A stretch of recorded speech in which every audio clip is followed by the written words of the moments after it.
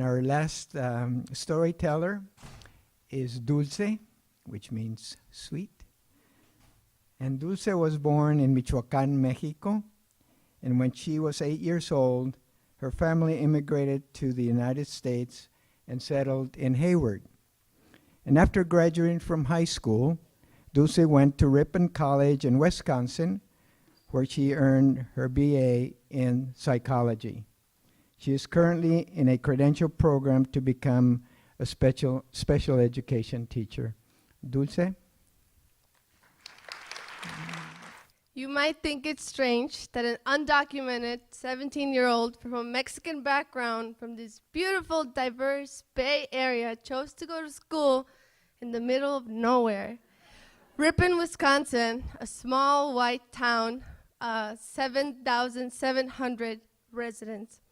My college was smaller than my high school, just about 1,000 students, mostly güeros. During my first few days in Ripon, I didn't see a single brown face. Talk about culture shock, real talk. I didn't see a brown face until I found that the men's soccer team had one Latino, and in fact, Alvaro was undocumented and from the Bay, just like me. I'm walking downtown historic Ripon, wondering if I'll see a brown face around. And after some time, I find this cute little store called Ocampo's Market. So of course I hurry right in. Surrounded by shelves of gancitos, barritas, taquis, and jarritos, I feel at home. And I approach the person behind the counter. Hola, ¿cómo está? He seems surprised that I speak Spanish. Soy Víctor, soy el dueño. After bonding over being from California and being undocumented, I leave with my gancitos and my barritas, and the beginning of a beautiful friendship that lasted throughout my years of college, a connection to home. Maybe you wonder how I found Ripon College, let alone why I would choose Ripon College for my college experience. Like many of the decisions I have made in my life, it had to do with one thing, which is a message that I have internalized from being a part of Summer Search. Summer Search is an amazing leadership program for low-income students that opened my eyes to many new things. When I was 15, Summer Search sent me on a wilderness expedition that was physically terrifying. I went backpacking in the North Carolina forest for 22 days. I didn't shower for 22 days. And I carried more than 50 pounds on my back day after day, hiking miles and miles. After I finished that hour-bound course, I felt ready for any challenge in life. I came back and I thought, yeah, I can go to four-year college after high school while being undocumented. I'll make it happen. I had all the confidence in the world. And that summer, through the hour-bound course, I learned that the most growth and the deepest joy comes from the most challenging experiences. So when it came to selecting a college, of course I picked Ripon. I picked Ripon because it was the farthest away from anything familiar and because it would be a huge challenge. And I'm so grateful that I did because I learned many wonderful things. So the summer after I completed my first year of college, I had to raise over $18,000 to afford my second academic year, the struggle. And over the summer, I was only able to raise $9,000, so I was 9 short. So when I went in the fall, I only had enough money for my first semester. And my summer search mentor had a great idea. She suggested that I look for housing off campus because maybe that could save me some money. And so I reached out to Lindsay, who was a mentor. I went into her office and I said, Lindsay, I'm undocumented.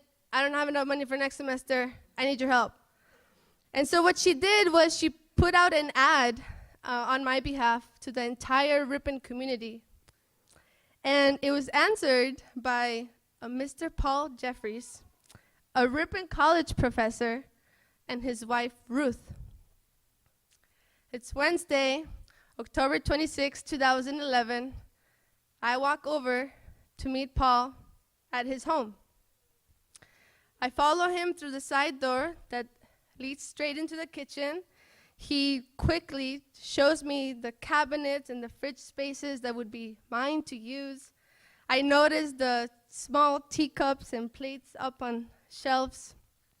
He shows me the living room, the beautiful dining room, and he explains his and Ruth's history of taking people in and how they consider housemates as part of their family. He says, "Let me show you your room," and he leads me upstairs. I notice how big their house is. 2 stories, 2 rooms, 2 people. It's bigger than my house in Hayward. 3 rooms, 8 people.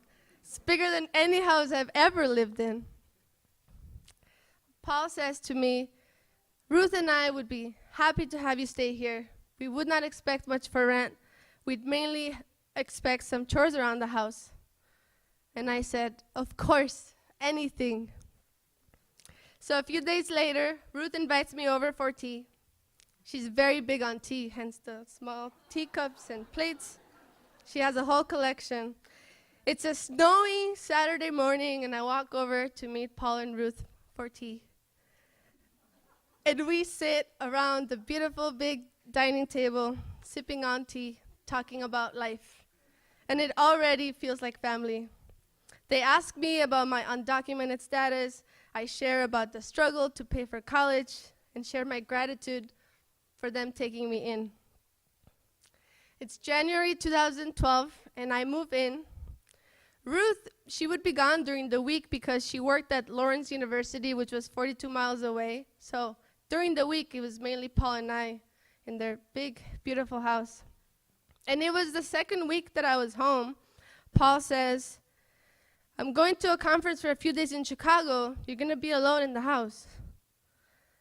Just don't go throwing a house party," he said jokingly, of course. And I thought to myself, I would never. And really? You're trusting me alone in your house? You just met me. You don't even know me. In undocumented families, it's not easy to trust. There are so many ways to get in trouble with authorities. It can lead to deportation. The Jeffries and I, we were always talking. One of my first Friday nights, as we wrap up dinner, Ruth says, "Oh, I hope we're not boring you. You probably want to be out with your friends on a Friday night." And I say to both of them, "Are you kidding? There's no place I would rather be." I was home with family. And every Saturday morning, Ruth would walk up the stairs and come knock on my bedroom door. And she would say, "Good morning, sweet Dulce. We're going to have breakfast. Want to join?" And I would, every time. Paul would make omelets. He's the omelet master. I would chop veggies for Ruth and I. Paul liked his omelets simple and veggie-free. We'd all hold hands, and we'd say grace. Then we would eat and talk about life. And that spring, Victor transformed his cute little Mexican store into a restaurant. And when I told him about my financial challenges, he offered me a job waitressing. So I would come in and speak in Spanish for a few hours, enjoy food from Guerrero, and work a little bit. When I graduated, May 2013, the Jeffries threw me a huge graduation party. Victor was there. So were other members of the Ripon community. The Jeffries had rallied together to support my educational goals. It was a full house, and it was filled with love. The Jeffries were one of my first really close non-Latino friends, and they taught me many things. One of the things that they taught me was to say grace before each meal. They taught me that my home is inside of me. And they taught me to love. They teach me to love. They still teach me a lot of things today. They're very present in my life. I would have never heard of Ripon if it hadn't been for Summer Search. And I would have never heard of Summer Search if it weren't for Puente, a college prep program at my high school. I would have never heard of Puente if it hadn't been for my mom and her being so involved in middle school and being so invested in my education. Graduating from college is my proudest accomplishment in life thus far. And I know that I was only successful because of so many of my mentors in life, and especially the town of Ripon. My graduation was a community effort, and my college experience was so meaningful and so special. I went to school in a small white town, and I found family, brown and white. I went to the farthest thing away from anything familiar, and I found home.